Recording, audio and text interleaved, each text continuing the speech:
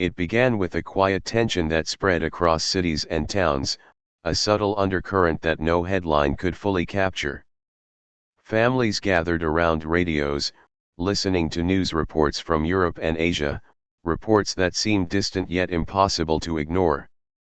The world was at war, and even as America's shores remained untouched, the rumble of impending conflict grew louder every day. In 1940, the United States faced a pivotal moment in its history: how to prepare a nation that had enjoyed decades of peace for a war that seemed inevitable. The first clear sign of this preparation came with the Selective Training and Service Act, passed that year, the first peacetime draft in American history. For the first time, young men across the nation faced the prospect of military service, not in response to a direct threat at home, but to ensure readiness for a global conflict that could reach any shore. The act was controversial, stirring debates in Congress, in newspapers, and in living rooms. Citizens wrestled with questions of morality, liberty, and duty. Families feared losing sons and brothers, while government officials emphasized the necessity of preparedness. Registration for the draft began with methodical precision. Men aged 21 to 35 were required to register, with numbers assigned, medical examinations conducted, and training schedules established. In towns from rural Nebraska to industrial Pittsburgh, local boards coordinated the process, balancing efficiency with compassion. Draft notices were delivered with solemn formality, a tangible reminder that the distant war could touch any life at any moment. The draft was only one part of a larger transformation. American industry, previously focused on consumer goods and automobiles, was rapidly pivoting to meet military needs. Car factories that had once produced vehicles for families now turned their attention to tanks, airplanes, and trucks. Ford, General Motors, and Chrysler led the charge, converting assembly lines into complex production systems capable of creating machines of war at unprecedented speed. The physical scale of these factories expanded, roofs were raised, floors reinforced, and assembly lines stretched for miles. The hum of machinery became a constant backdrop to life in industrial cities, a mechanical heartbeat synchronized to the rhythm of national urgency. Workers were thrust into new roles and responsibilities.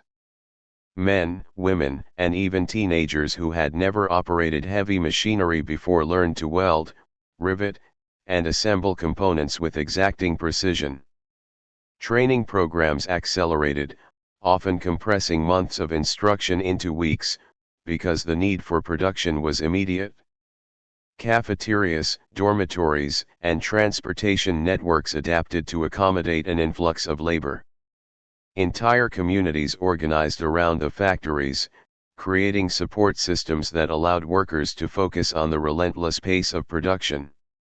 The factories were not merely buildings filled with machines, they were ecosystems of human effort, ingenuity, and determination. Efficiency became a central concern. Engineers redesigned assembly lines to reduce wasted motion, improve coordination, and allow simultaneous production of multiple components. Every second saved translated into faster delivery of tanks and planes to the front lines. Quality control evolved from a simple inspection process to a rigorous system of continuous testing and adjustment. A single defect could compromise lives, so workers learned to anticipate problems, collaborate with engineers, and adapt on the fly. Innovation became both a necessity and a point of pride, a way to assert that American industry could not only match but surpass the capabilities of any enemy. Meanwhile, the nation's leaders were crafting the ideological framework to justify mobilization. Roosevelt, in speeches and communications with Congress, emphasized the dual necessity of defending freedom abroad and safeguarding democracy at home. Propaganda campaigns reinforced these messages, portraying the war not as an abstract foreign struggle but as a collective responsibility of all Americans. Posters urged enlistment, rationing, and conservation, while newsreels showed workers and soldiers alike contributing to the war effort. The message was clear: every citizen had a role, whether on the front lines, in factories, or within their own communities. International developments added urgency to these domestic efforts. By 1941, Nazi Germany had advanced across Europe, Japan had expanded in the Pacific, and the fate of nations hung in the balance. The United States, still officially neutral, faced increasing pressure to support allies. The Lend-Lease Act allowed critical supplies to reach Britain and other nations resisting Axis aggression, demonstrating that the nation's industrial might was now a strategic tool in global conflict. Every tank, airplane, and truck produced in American factories became a lifeline to distant soldiers, proving that the home front was inseparable from the battlefield abroad. Amid these sweeping changes, social dynamics shifted dramatically. Women entered the workforce in unprecedented numbers, filling roles previously reserved for men. African Americans, who had long faced discrimination in industrial labor, found new opportunities in war production, though often in segregated conditions. Immigrants, older workers, and even students contributed, reflecting a national ethos that survival depended on collective effort. Communities transformed, adapting schools, transportation, and housing to support the massive workforce. Social norms evolved as necessity demanded flexibility, resilience, and collaboration. The war, though far away geographically, reshaped American life in ways that would endure long after the fighting ended. The conversion of factories was a logistical marvel. Automobile plants became production hubs for complex military machinery. Tanks that once would have taken months to assemble were now completed in weeks. Airplanes, with thousands of intricate parts, were produced in record numbers. The process required meticulous planning, coordination with suppliers, and constant adjustment to unforeseen obstacles. Raw materials, steel, aluminum, rubber, and fuel were carefully tracked and routed to ensure uninterrupted production.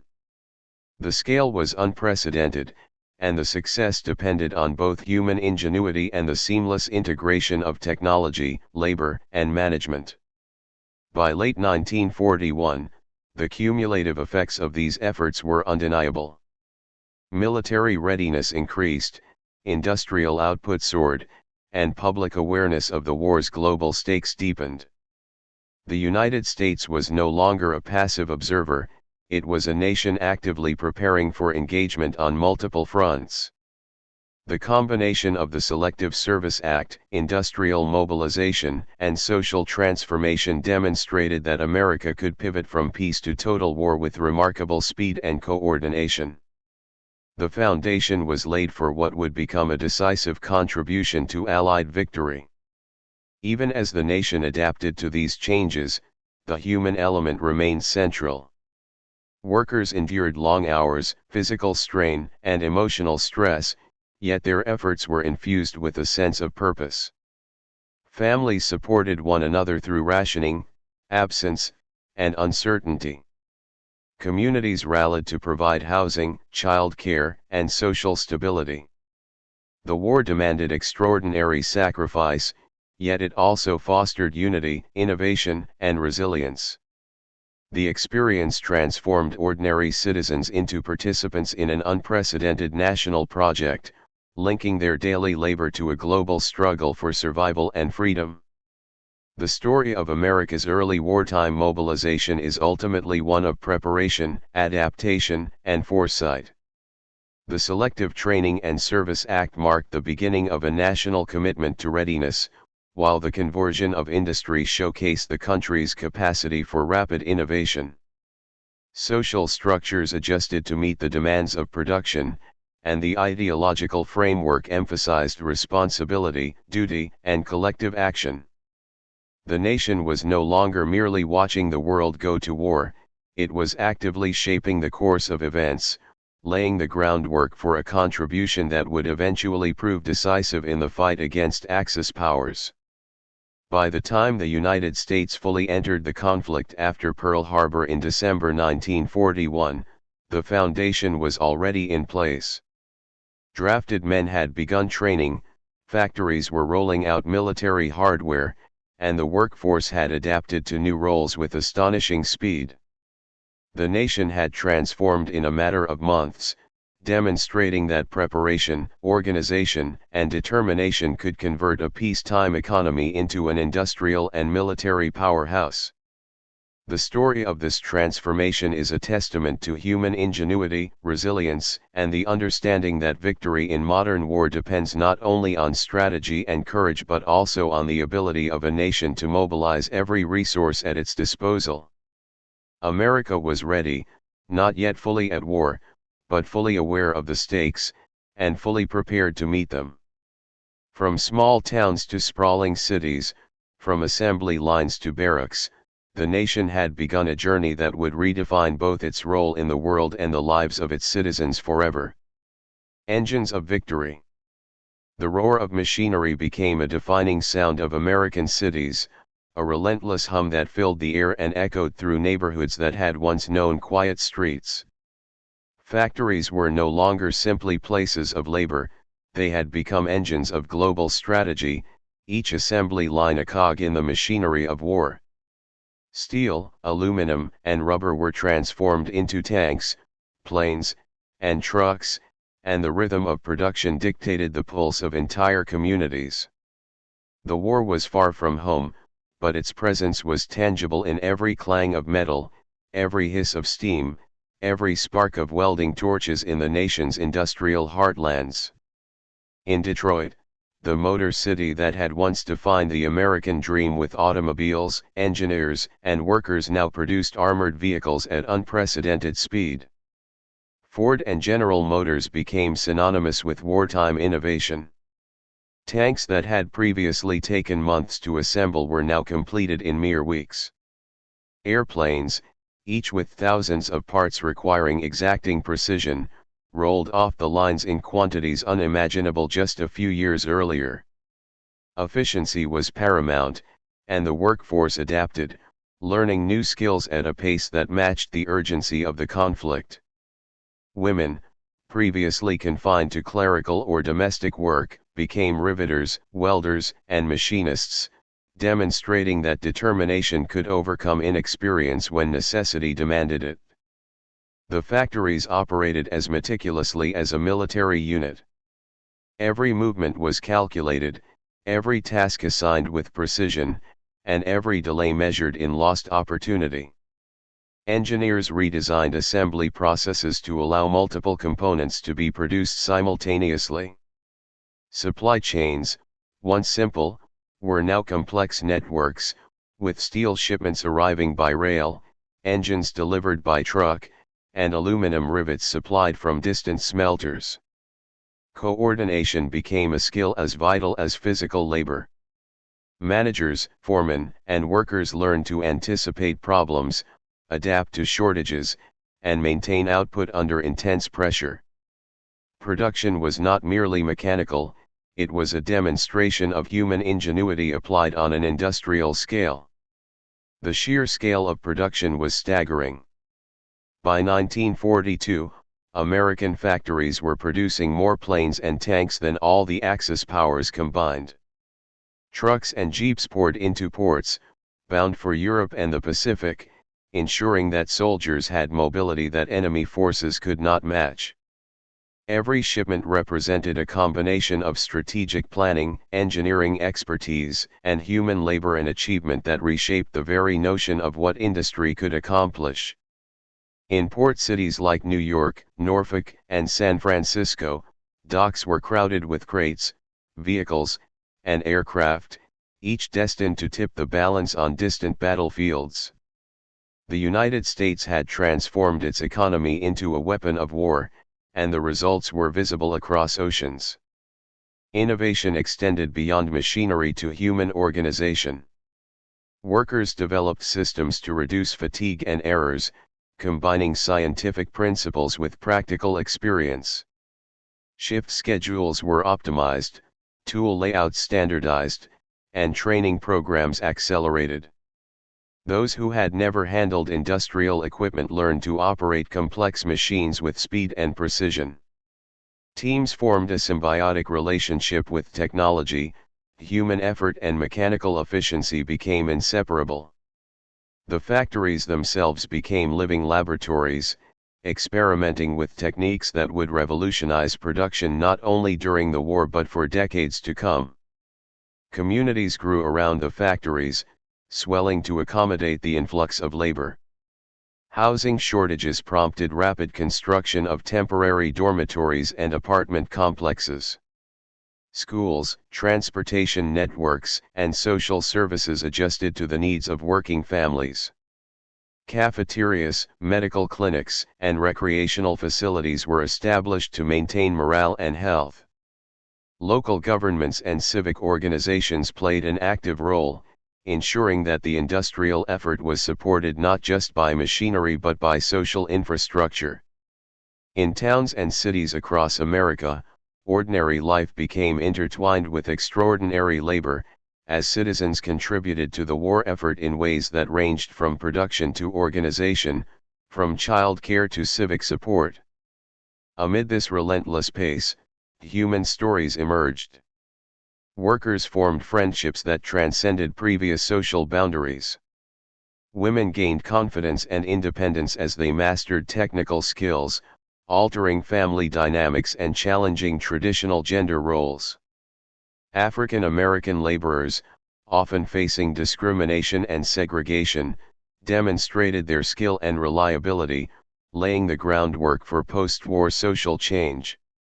Immigrants, older workers, and students all found themselves thrust into new responsibilities, learning to navigate challenges that demanded both technical expertise and emotional resilience. The factories became microcosms of society under pressure, testing not just industrial capacity but human endurance, collaboration, and creativity. The output of these factories had a direct impact on the war. Every tank produced in Flint or Detroit could change the outcome of a battlefield engagement in Europe. Every bomber sent from Long Beach or Seattle reached strategic targets in the Pacific, supporting island-hopping campaigns that required logistical precision and air superiority. Trucks and jeeps ensured mobility for troops in North Africa and Italy, turning tactical plans into achievable objectives. Production was not abstract, it had immediate, measurable effects on the fighting forces abroad, linking the work of civilians directly to military success. Coordination with military planners ensured that production met evolving strategic needs. Feedback from soldiers on the front lines informed design modifications and improvements. A flaw identified in the field could prompt adjustments in the factory within days, demonstrating a level of responsiveness and adaptability that had never been seen on such a scale. This synergy between combat experience and industrial capability became a defining characteristic of the American war effort. Factories were not static, they were dynamic instruments capable of adapting to the demands of a global conflict. The war also prompted unprecedented government involvement in industry. Agencies were established to allocate resources, prioritize projects, and resolve conflicts between competing production goals. Steel, rubber, aluminum, and other essential materials were rationed and distributed with careful planning. Contracts, deadlines, and inspections ensured accountability, while technical experts worked closely with managers to optimize output. The result was a level of organization and efficiency that transformed the relationship between government, industry, and labor, creating a blueprint for future large-scale mobilizations. By 1943, the transformation was complete. American factories had reached a scale and efficiency unmatched in history. The United States was producing more war materiel than any nation on Earth, and its industrial output had become a decisive factor in Allied strategy. Yet even as production soared, the human cost remained. Long hours, physical strain, and emotional stress were constant companions for those on the assembly lines.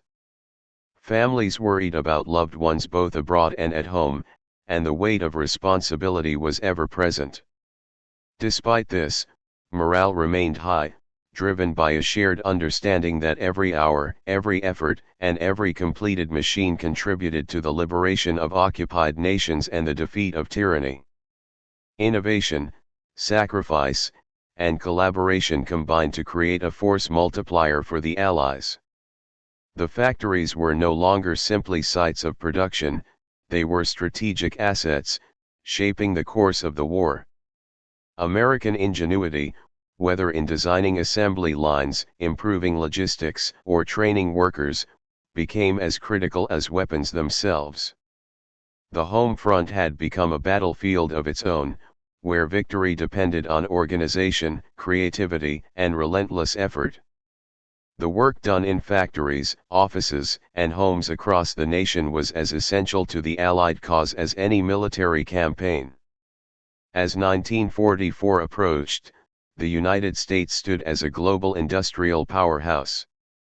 The combined effect of innovation, coordination, and human determination ensured that troops overseas were equipped, supplied, and supported in ways the enemy could not match.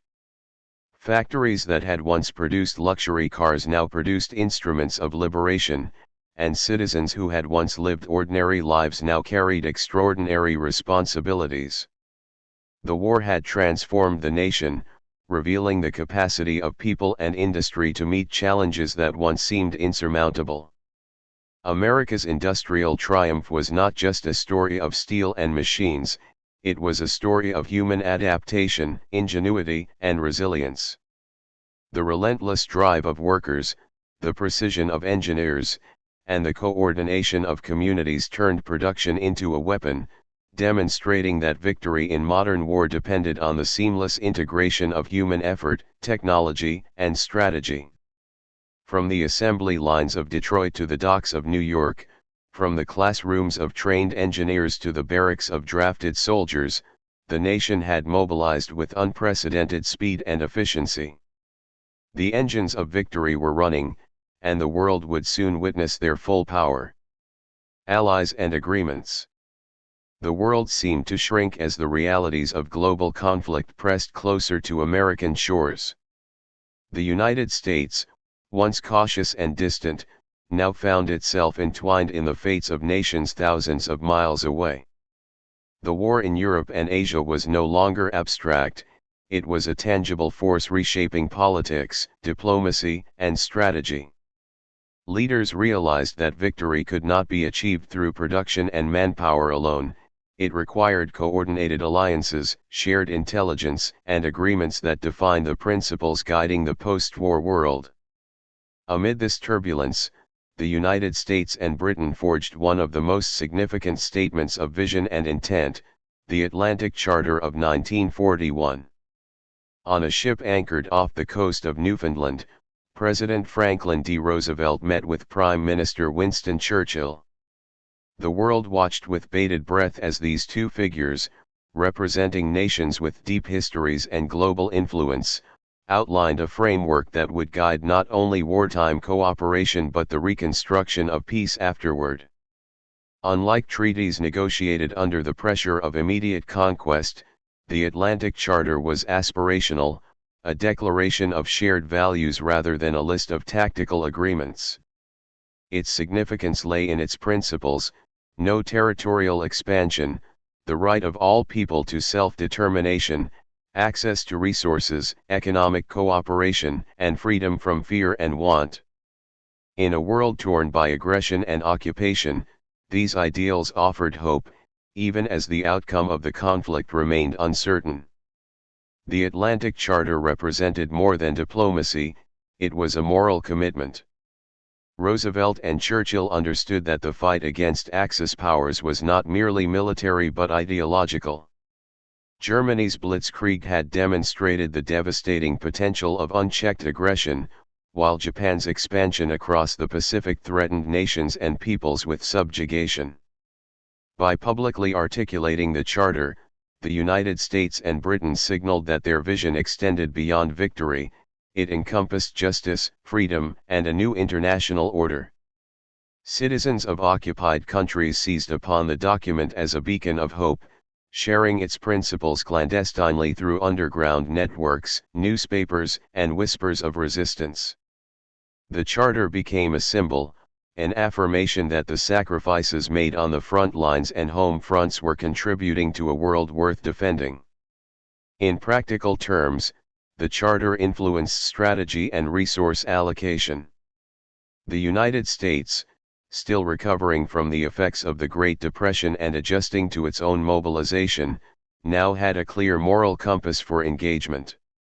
Lend-Lease programs expanded, sending food, weapons, and machinery to Britain, China, and later the Soviet Union. Every shipment reflected not only industrial capability but alignment with the ideals articulated in the Charter. Factories, previously focused on tanks and planes for hypothetical deployment, now had tangible recipients for their labor. Civilians understood that their work on the assembly line, in offices, and in support roles was contributing to an international mission defending democracy, ensuring self-determination, and sustaining nations resisting conquest. The Atlantic Charter also influenced domestic sentiment. Americans, long divided over interventionist and isolationist perspectives, now had a framework that framed the war as a moral obligation. Speeches, radio addresses, and news articles emphasized that the nation's industrial might, military preparation, and civic engagement were instruments of principle, not mere self-interest. Citizens embraced rationing, voluntary enlistment, and labor in factories with renewed purpose. The war, though distant geographically, became personal in ideological terms. It was a struggle to ensure that freedom and justice would prevail across the globe, not just within national borders. Internationally, the Charter reinforced Allied cohesion. The United Kingdom, exhausted by years of relentless bombing and the threat of invasion, welcomed the moral and material support from a rising partner. Free nations in exile, from Norway to the Netherlands, recognized in the Charter a commitment that their sovereignty would be respected and restored. In territories under occupation, resistance movements drew courage from its promises, operating clandestinely with the understanding that their struggle aligned with a broader international vision. Even neutral nations observed the Charter as a signal that the United States and Britain intended to shape a post-war world governed by law, cooperation, and human rights, rather than conquest and domination. Meanwhile, logistical coordination intensified. Lend-Lease shipments required meticulous planning. Cargo ships navigated U-boat-infested waters, escorted convoys synchronized with intelligence reports, and ports managed the continuous influx of materials. Factories increased output to match the needs of allies abroad, adapting production lines to the specifications of foreign armies and climates. Engineers modified vehicles and machinery to function in extreme cold, tropical heat, and rugged terrain. The United States had become not just a supplier of materiel but a partner in strategy, with its industrial and technological expertise directly shaping battlefield outcomes thousands of miles away. This global engagement highlighted another transformation at home. Civilians were now acutely aware that their daily actions saving scrap metal, planting victory gardens, conserving fuel, and participating in bond drives were integral to the war effort. Schools incorporated lessons on international affairs, emphasizing the stakes of global conflict. Families, neighbors, and workplaces united under shared responsibility, fostering a sense of national purpose that transcended individual interest. The Atlantic Charter served as a moral anchor, reminding citizens that the labor, sacrifice, and innovation they contributed were linked to a worldwide struggle for freedom. The Charter also foreshadowed post-war institutions. Its principles laid the groundwork for the United Nations, promoting ideas of collective security, cooperation, and economic collaboration. Leaders understood that peace could not be maintained by military victory alone. It required legal frameworks, shared commitments, and mechanisms for dispute resolution. By publicly stating these ideals in 1941, Roosevelt and Churchill provided a vision that would endure beyond the immediate urgency of war, shaping international relations for decades. In this sense, the Atlantic Charter was both a wartime tool and a blueprint for the future, bridging the gap between immediate necessity and long-term aspiration. As the war escalated in 1942 and 1943, the United States' industrial might, combined with its diplomatic engagement through agreements like the Atlantic Charter, became increasingly decisive. Supplies reached Soviet forces resisting the German advance, aircraft and tanks supported British campaigns in North Africa, and naval coordination in the Pacific ensured that island-hopping operations could proceed. Factories churned relentlessly, laborers adapted to new challenges daily, and civilians contributed through rationing and volunteer work. The synergy between diplomacy, production, and human effort created a force multiplier, transforming American capability into a critical determinant of global outcomes. Yet the human dimension remained central. Sailors, soldiers, and airmen relied on the precision of factories. Civilians understood that every box of munitions or piece of machinery represented a tangible contribution to the cause. Letters home from troops, describing the impact of American equipment and supplies, reinforced the sense that work on the home front mattered. Communities celebrated milestones in production, while simultaneously mourning losses on distant battlefields. The war, though fought abroad, became a shared experience that united the nation in purpose, sacrifice, and hope. By the end of 1943, the United States had firmly established its dual role as industrial powerhouse and moral partner. The Atlantic Charter symbolized the values guiding this effort: freedom, justice, cooperation, and a commitment to human dignity. Factories operated at full capacity, delivering materiel that directly influenced battles, while diplomacy ensured that these efforts aligned with broader strategic and ethical objectives. Citizens, workers, and leaders understood that their combined actions were part of a comprehensive approach to winning the war and shaping a lasting peace. The story of this period is not only one of tanks, airplanes, and cargo ships. It is the story of a nation that recognized its responsibility on the global stage and mobilized every available resource to meet it. Industrial might, strategic vision, and moral clarity converged to produce a powerful effect. The United States had become indispensable to the Allied cause.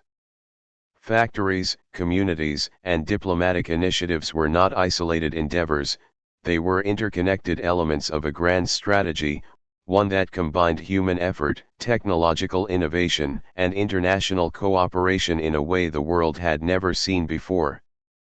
From the bustling docks of New York to the quiet streets of occupied Europe, from factory floors to diplomatic chambers, the impact of American mobilization and the Atlantic Charter was felt everywhere. The nation's commitment was comprehensive, its vision expansive, and its determination unshakable.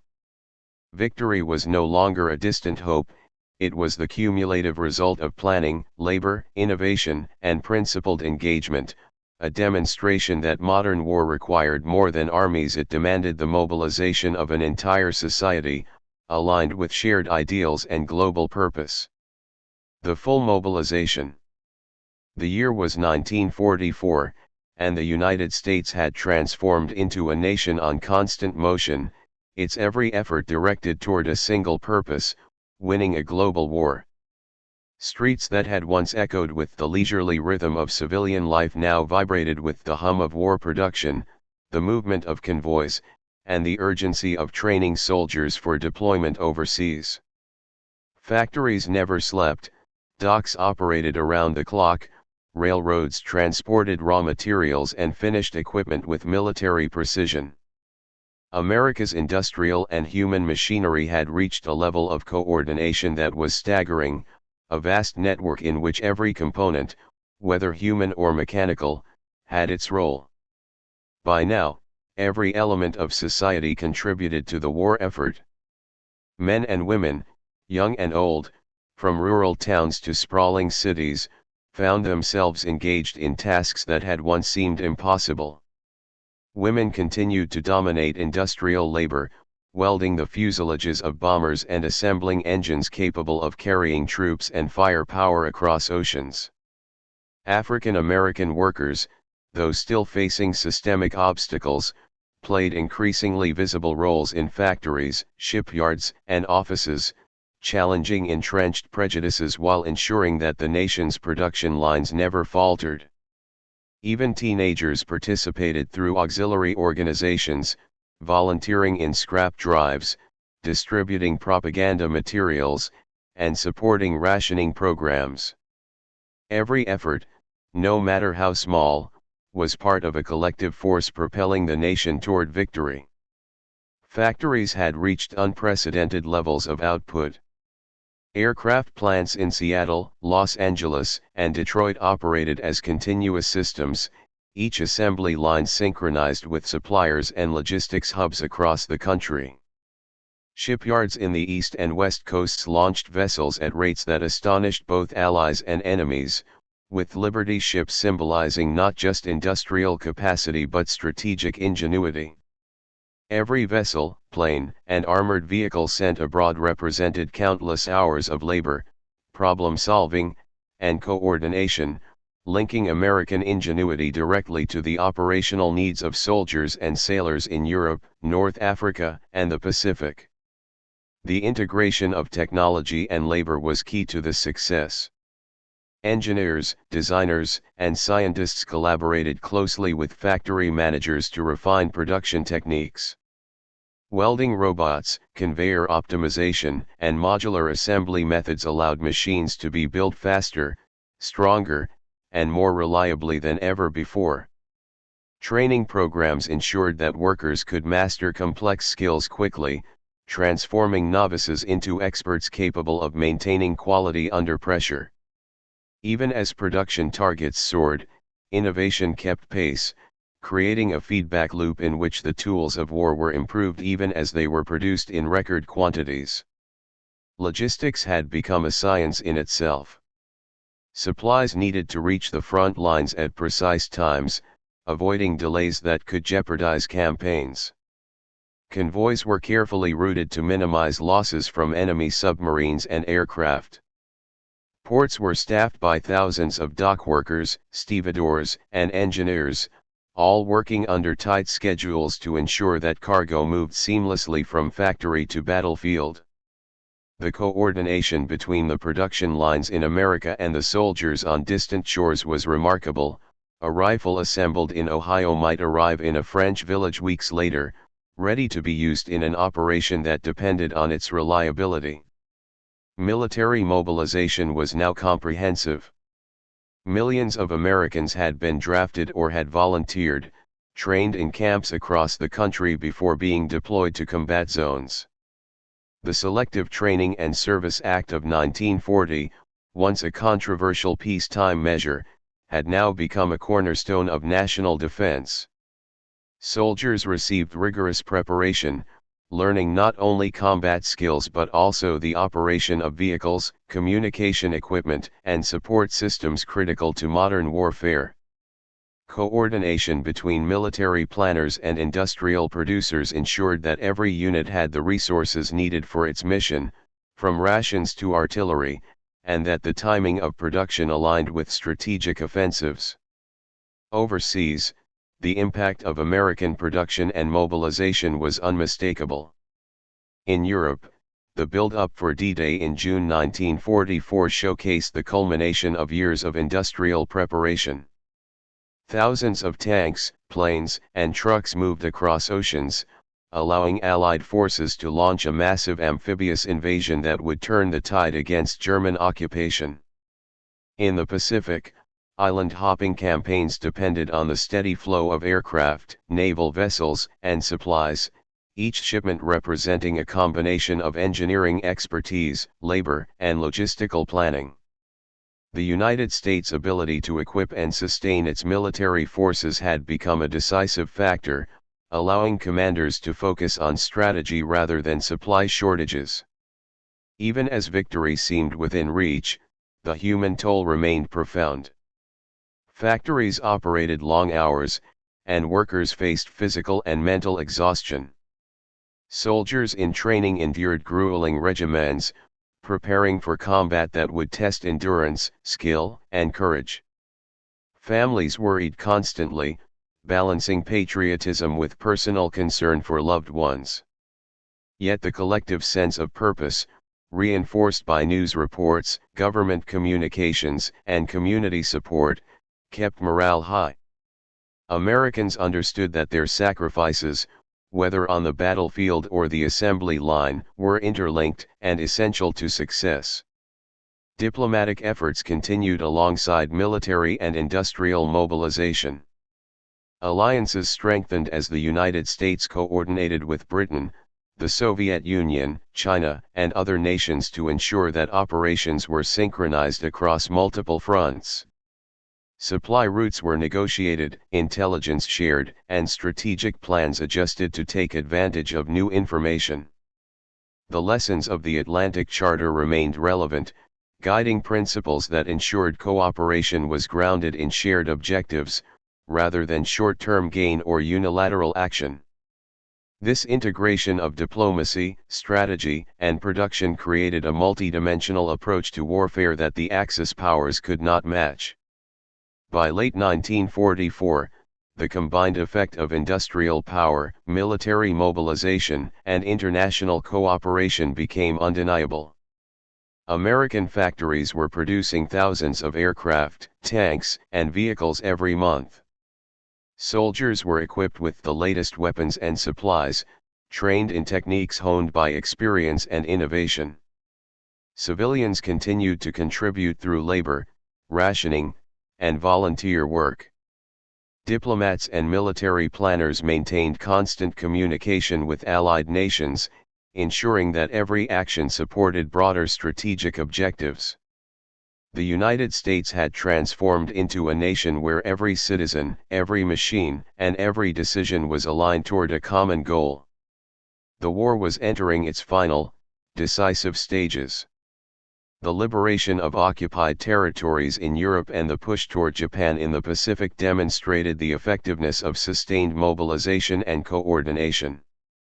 Factories that had once produced automobiles now supplied advanced weaponry, ports that handled commercial trade now moved critical military equipment, schools and universities trained engineers and technical specialists who could be deployed where they were most needed. The full integration of society, industry, and military effort created a capability unparalleled in history, turning the United States into the backbone of the Allied war effort. Looking back, the story of 1944 and 1945 is a testament to the transformative power of collective effort. A nation that had once hesitated on the edge of conflict had become an industrial and military powerhouse, guided by principles articulated in diplomatic agreements and reinforced by a relentless commitment to production, training, and innovation. The victories on the battlefield were inseparable from the work done on the home front, from the assembly lines to the classrooms, from docks to farms. Every success overseas reflected a coordinated effort that spanned geography, skill, and social class. In the end, the United States wartime mobilization demonstrated that modern conflict was not won by armies alone. It required the seamless integration of industry, labor, logistics, and diplomacy, combined with the willingness of citizens to engage fully in a shared purpose. Factories, military camps, and civilian communities were interconnected elements of a grand strategy, each contributing in vital ways to the ultimate objective. By 1945, the full power of this mobilization had been realized. helping to bring the war to a close and laying the foundation for a post-war world in which industrial capacity, innovation, and cooperation would continue to shape international relations and national identity.